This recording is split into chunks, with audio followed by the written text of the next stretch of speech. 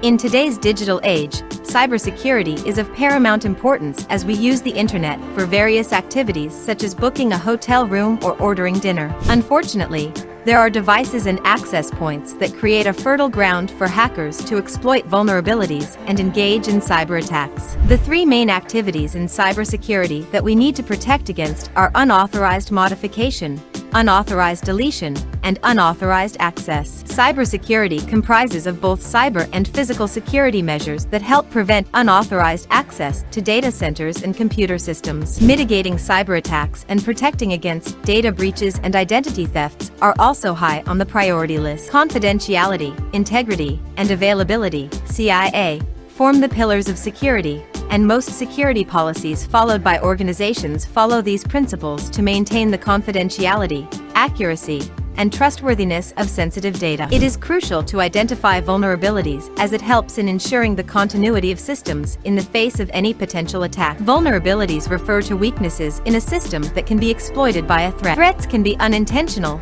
intentional, or national and can result in incidents that harm an organization. Risks refer to the potential for loss or damage when a threat exploits a vulnerability, and can result in financial losses, legal implications, and damage to reputation. In order to manage risks, a risk management strategy must be developed that assesses risk and considers a total stakeholder perspective. Preventative security software is crucial in defending against cybercrime, even though breaches can still happen. Chief security officers use activity response platforms, ARPS, to automate cybersecurity processes and respond to incidents. These ARPS integrate security and ID software into one dashboard and connect to a user directory software, threat intelligence software, and endpoint tools to determine which machines need to be patched. After security, an analyst can use the ARP to identify and patch vulnerabilities, notify legal departments, and communicate compromised data to affected parties. Cognitive security tools can also be used to learn from trusted sources and anticipate attacks while recommending actions for security professionals to take.